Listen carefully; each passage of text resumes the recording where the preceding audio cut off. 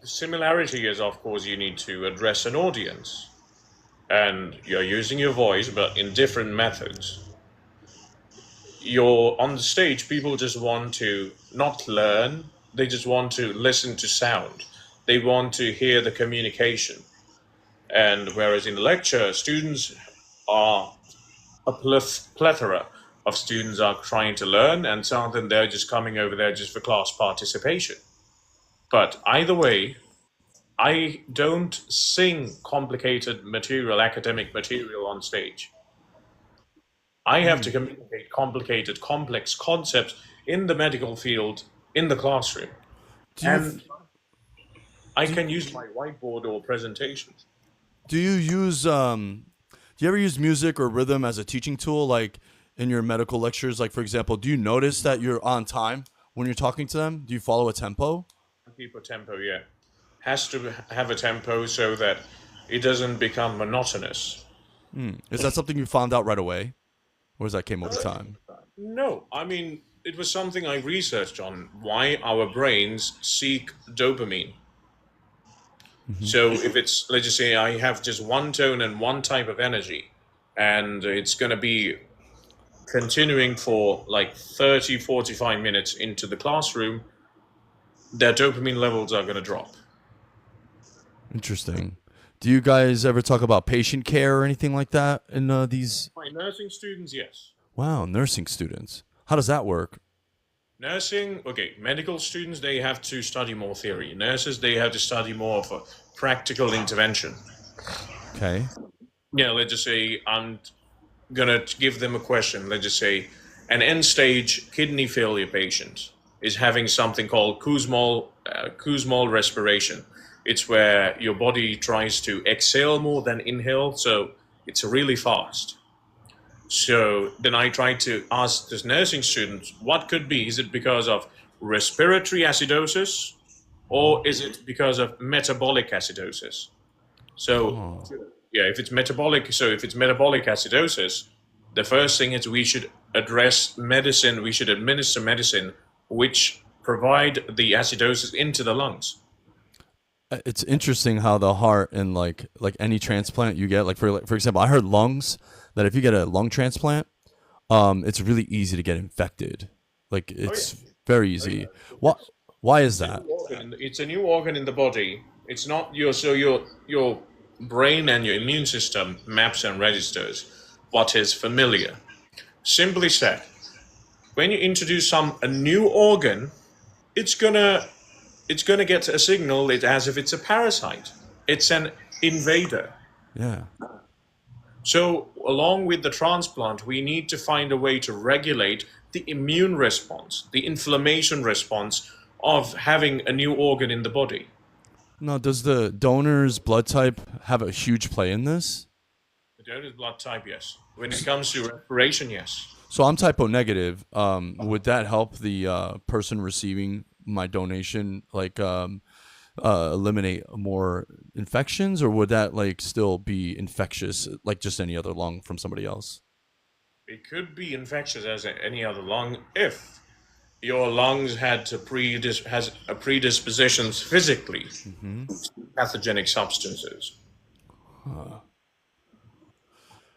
What do you? I mean, if it was like fresh as a baby, I mean, yeah, it's going to act as fresh as a baby. But let's just say you, as a donor of your lung, you will have certain dispositions. So you will have the residue of whatever you were breathing, whatever you were consuming, and all those things. So it'll act as a predisposition in that person as well. Wow. So do you tell your students you're an opera singer right off the rip so they understand your voice, or and if you do, what's the reaction? Like what do your students think when they learn about your opera background? Um, there was one student who asked me whether I pursued medicine because opera is boring, and I was like, no, opera is not boring. Medicine is boring. I The agree. only thing that keeps me teaching medicine is because, firstly, obviously, gives you money and me money, Hmm. and secondly, I'm helping students to save lives in the future. Interesting. For students balancing different passions, what advice would you give them? Balancing different passions. Okay, so the thing is, we live in an age where not all passions will be rewarded equally across the Mm, board. you're right. But the thing is, if you're strategic enough, if you're a person who's adaptive, like for example, I'm an opera singer and also I tutor or teach students. Mhm. So I have different ways of obtaining income, and sometimes you can invest as well. Just learn a side hustle in order to survive so that you can invest in your business. It depends also what type of passion you have on your business. So, for example, a person may have this passion to build sculpture out of cow poop, for example. Yes. Will it get you money? I You It, can't say you can't really forecast it. Like selling sculpture made of cow poop. I mean, you should first find a demand for the market. and how did you even think of that? Right? Like, what made you choose cow poop just now? I'm just giving a hypothetical example. Let's just say, Crazy example, by the way. That's a crazy. I've never even thought about sculpting cow poop as a profitable margin.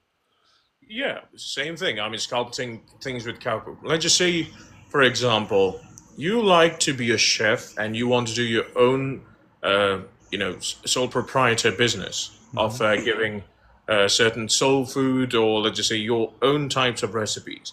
Hmm. You can, but it's going to take a risk. It's going to be a risk in the first stage. In the first term, it's going to be about either trying to obtain a grant, trying to obtain, let's just say, an LLC formation, the registration, and the initial capital payment, and trying to find and have a production capacity per month in order to break even, and all those things you can. But also, you should find a market forecast where you will have a customer base. You can be a passionate cook, but if it does not translate to quantitative results, Hmm. you need to rethink. Do you see more value in being a specialist or a polymath in today's world? Polymath. Why is that?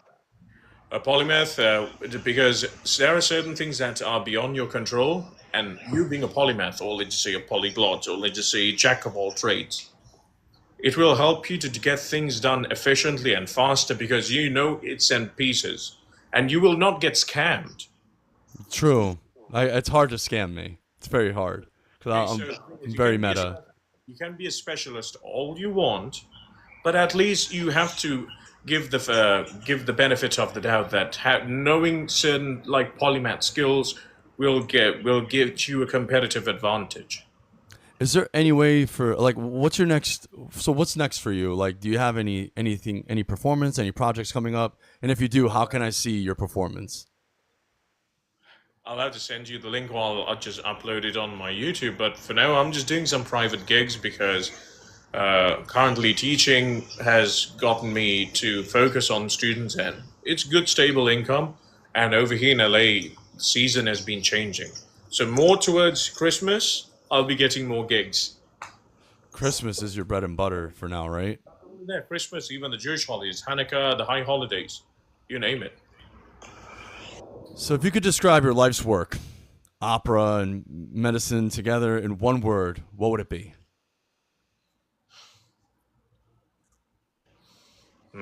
Opera and medicine. One word.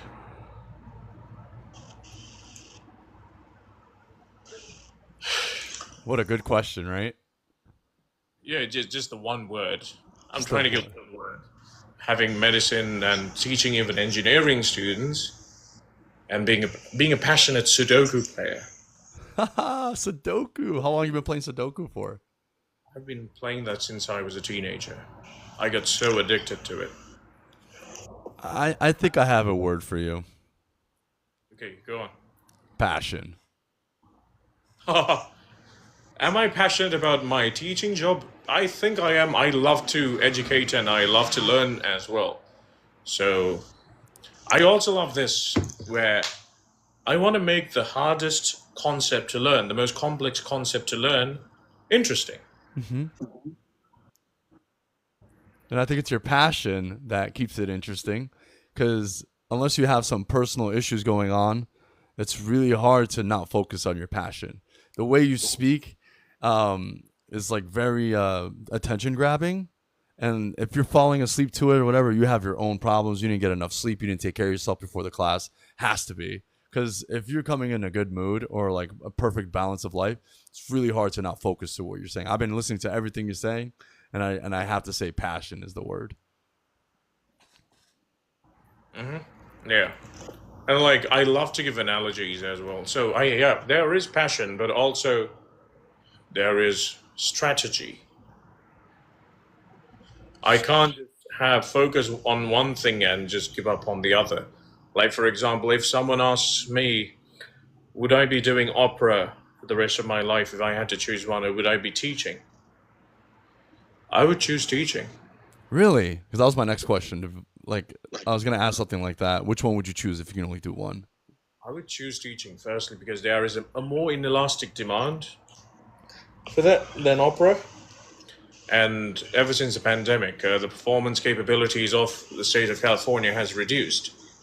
And secondly, if you teach, your income is going to be stable, as I address. And the other thing is there is job security from being a teacher, an employed teacher, or even a freelance teacher. Mm-hmm.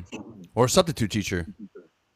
Yeah, a substitute teacher, If something else. if you can go back and give yourself your younger self advice, just before you started out and everything, what would it be? What would you say? Okay.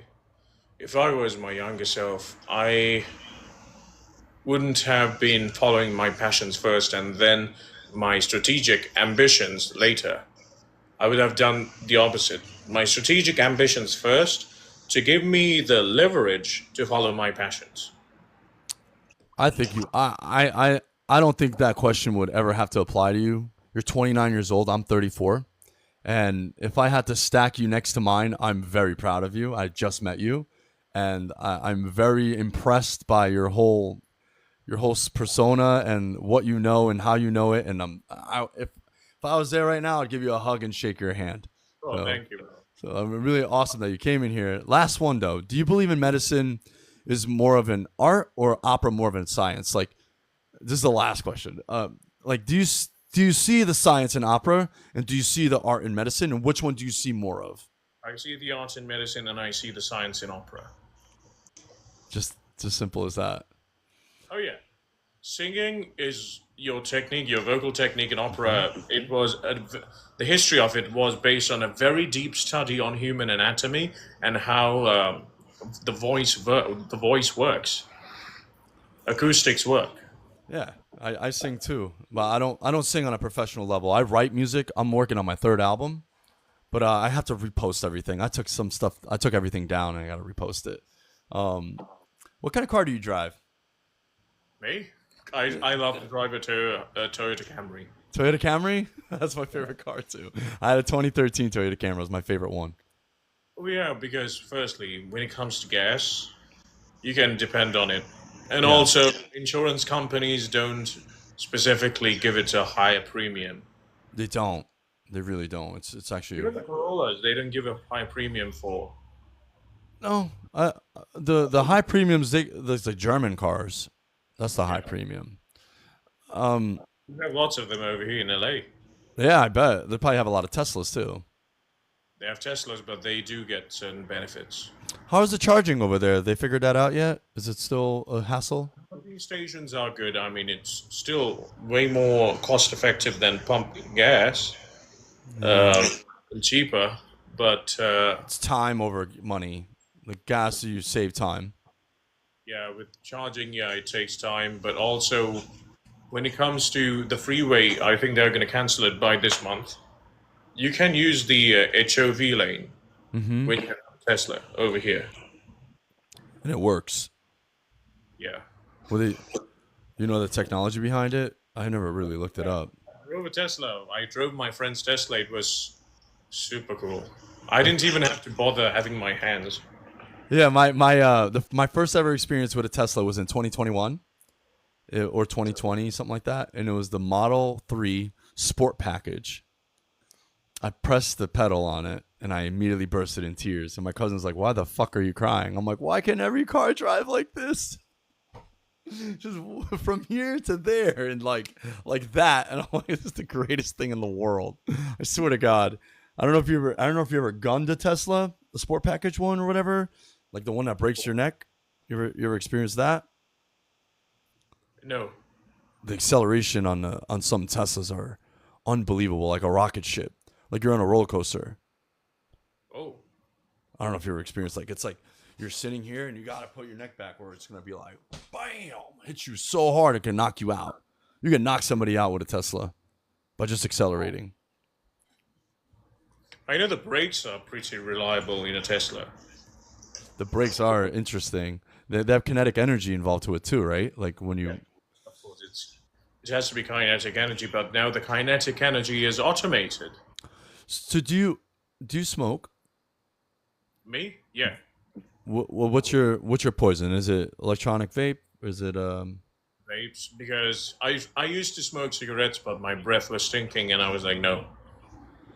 I want you to quit vaping. I quit everything. I feel a lot better, but God knows what you'd be able to do with your voice if you quit it all. I have been reducing the frequency of vape, so my goal is to eventually have like a cascading, let's just say, descent. Are you doing Nick free? Yeah. Good for you. Proud of you. Dude, it's nice meeting you, man. This is probably one of the greatest interviews. I can't say the greatest because I keep getting better at interviewing. So I'm an interviewer, and I love to I don't know if you just realized, but we just had an interview.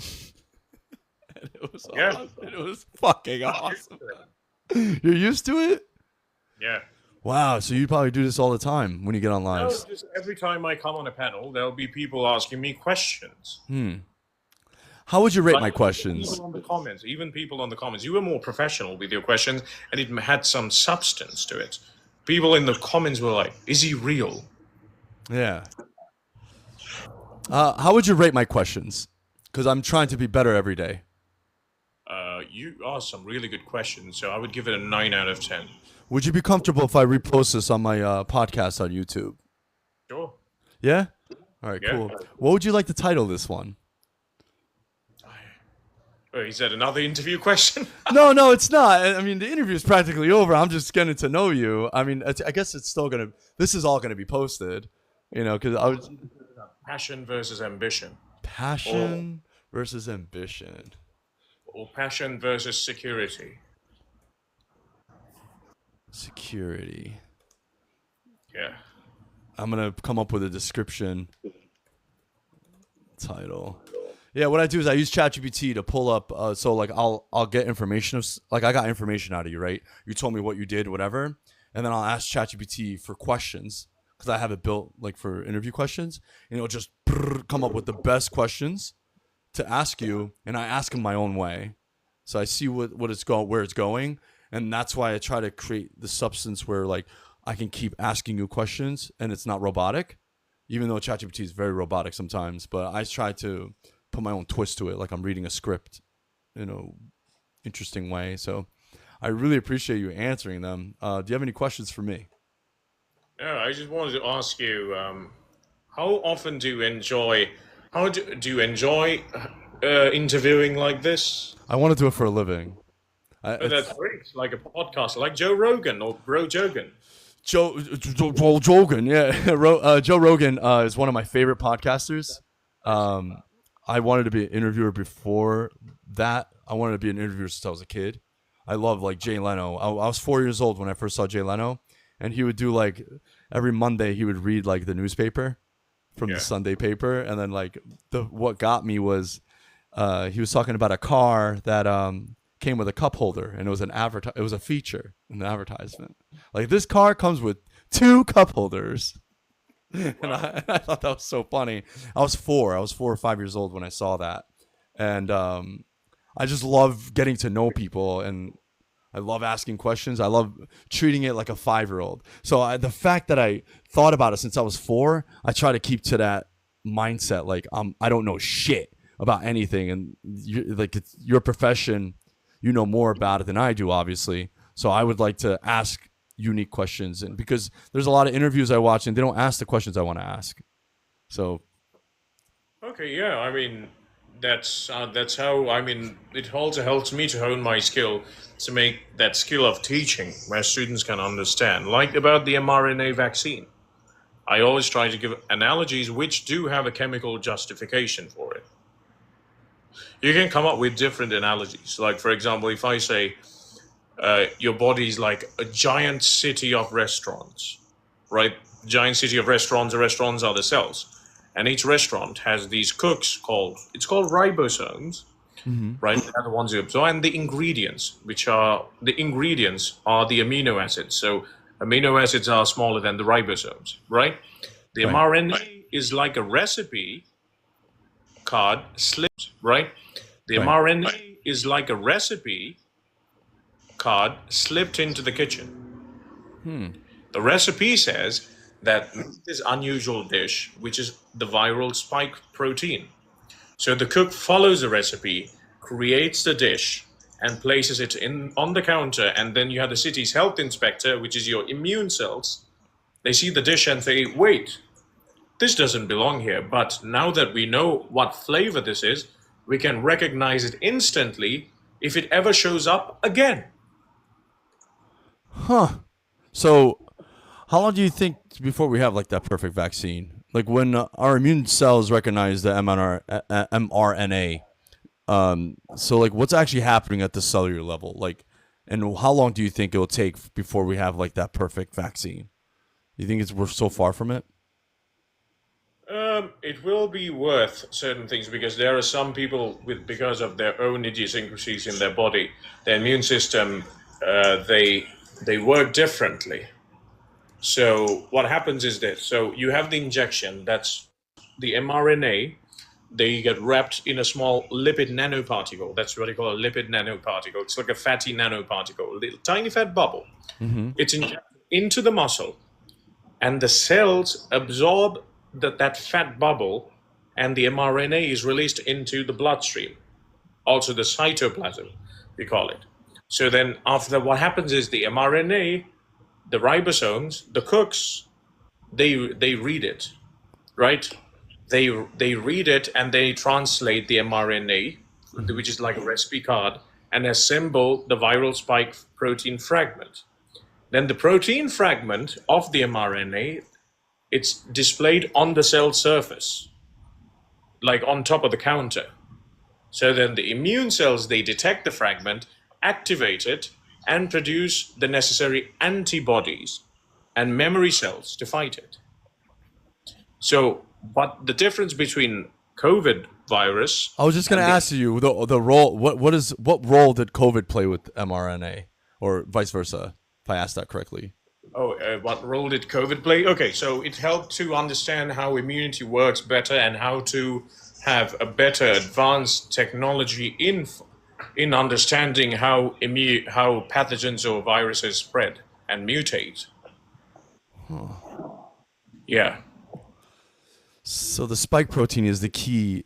The virus. So the spike protein is the key. The virus is uses to get inside our cells. Yeah, they get into the nucleus. Mm-hmm. The mRNA, although the mRNA vaccine, because it's in a lipid nanoparticle, it degrades naturally within hours or days. It never enters the nucleus. Unlike the virus, it does not alter the DNA. So the virus doesn't alter the DNA because of the Unlike the spike virus, protein. unlike the virus, the mRNA vaccine does not alter Oh, the it doesn't. DNA. It doesn't. And then so people that say man, this is kind of controversial question. People that say it's better to get the virus in the vaccine. What do you have to say about that? I mean, you could, but also the thing is, with the vaccine, oh yeah, I've heard this argument before. I don't like it. The vaccine enters the nucleus and it inflates like a big fire alarm in your body, and it's going to cause chaos. With the vaccine, because of the nature in which it enters your cells, it's able to organize itself in a very structured way where it builds the pathogens naturally to fight it next time a virus comes to your body, Mm-hmm. right? So the difference is when the virus hits, yes, they will try to fight it, but the immune cells are going to get exhausted. So the next time you get something smaller than the COVID virus into your body without the vaccine, what's going to happen is it's going to have that same overreaction. I got the Delta once. That was my third time getting. I never got vaccinated. I got the Delta variant, and when I got that, I immediately knew I shouldn't leave the house. I should stay bed rested as long as I can. I probably stayed in bed for 4 days. Even when I felt ready to go, I said, no, I'm staying in bed. And I stayed in bed. Do you think that was the best thing for me to do? Just to get all the rest I need. Because I was so exhausted. I was like, there's no way. Because I know Michael Cho. I don't know if you know who Michael Cho is. He went on a tour during COVID and he got really sick. Like it changed his whole life because he was with his wife and kids, I believe, and he was touring. And I think he was doing like stand-uppers. I forgot what his profession is, but I remember him getting sick, and Joe Rogan was talking about it during the pandemic. And he got so sick that it manipulated his whole body into something else where he got like too sick. And I feel like it's because he didn't give his body enough rest. And then ever since I heard that podcast, I always got enough rest. So when I did get sick, I had rest before and I got rest during and after. And I feel like that kept me from like dealing with any critical damage. So do you think a lot of people got hurt that way from just overstressing their body, and then when they get sick, they're still going like trying to be tough, and they like Yeah, so, I permanently mean, hurt it's trying to be tough, but the thing is, when you work like that, when your body's already in under attack, your immune cells are gonna signal this as more inflammation, right? So the thing with viruses is this is the thing what people don't understand. The whole virus, when it enters your body, unlike the mRNA vaccine, the viruses replicate and they spread to multiple organs. So, yes, your immune system then learns to fight it during the process of illness. So, this will produce antibodies and also, let's just say, T cell responses. But the problem is you pay the price of the actual disease. You have lung inflammation, possible hospitalization, long term complications, even death.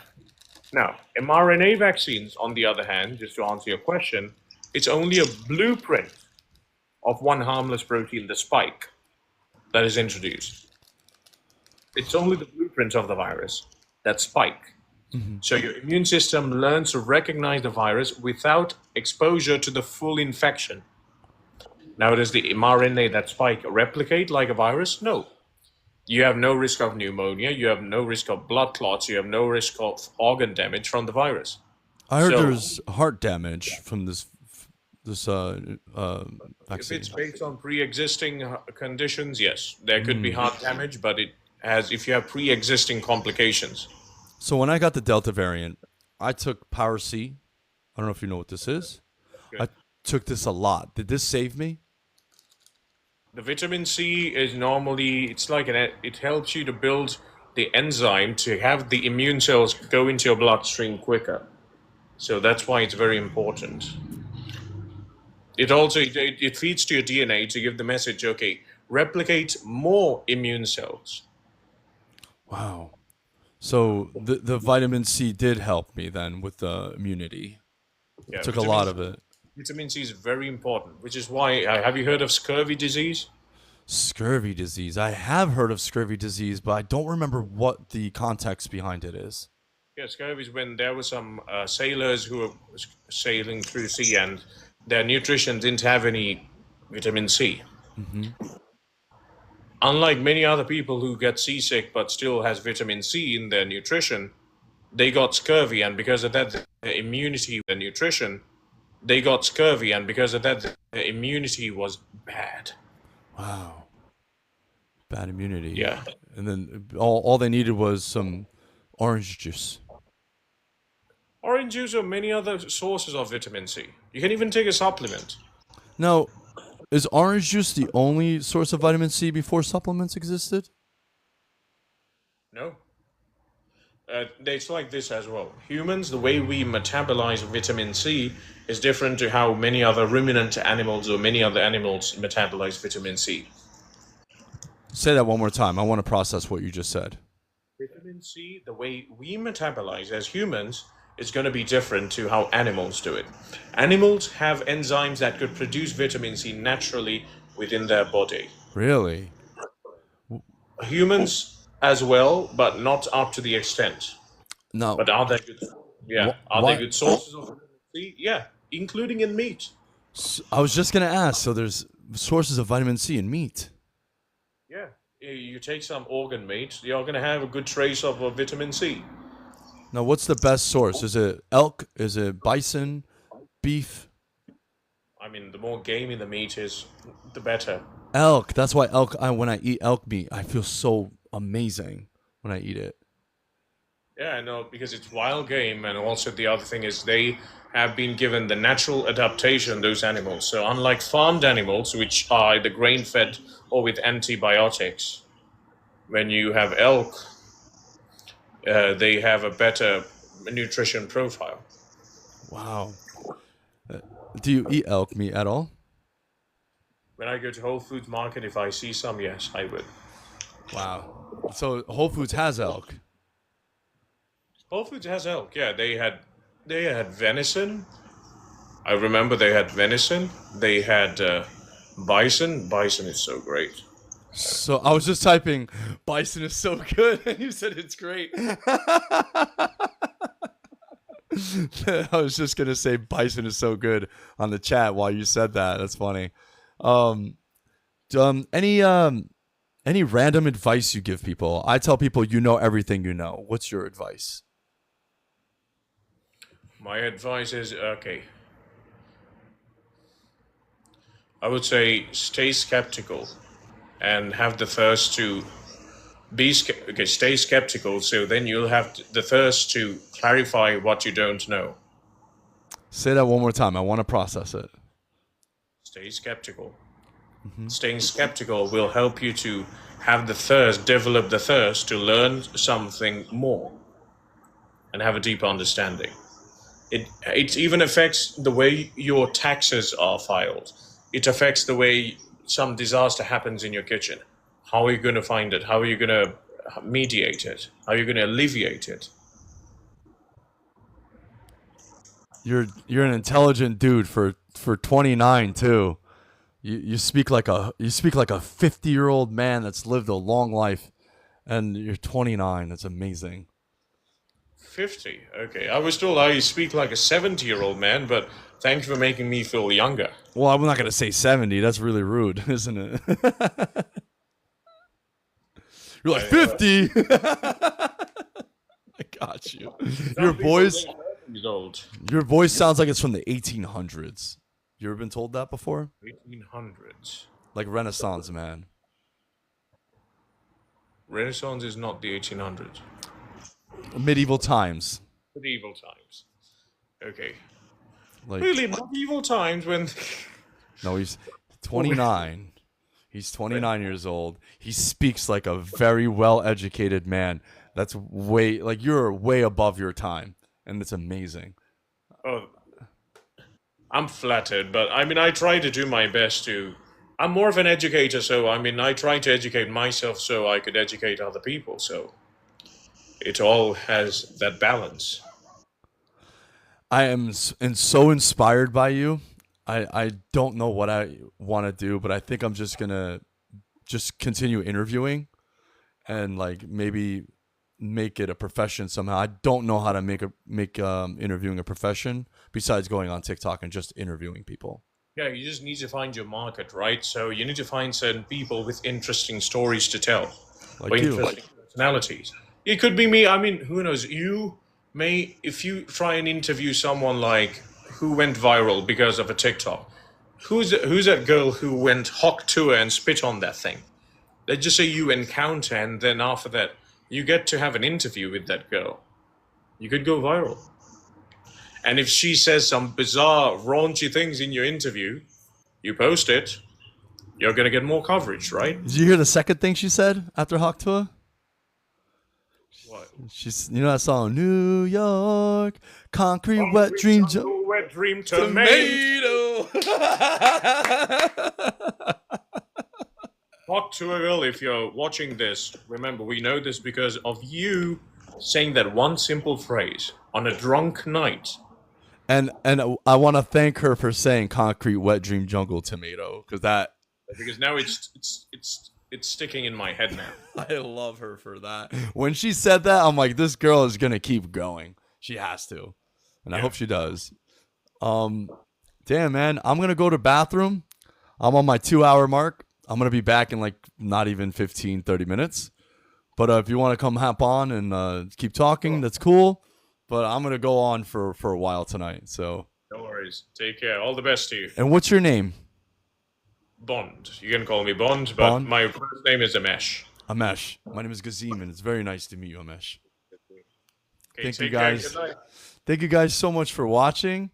I hope to bring more content like this. This is what I live for. This is why I do a TikTok for people like him.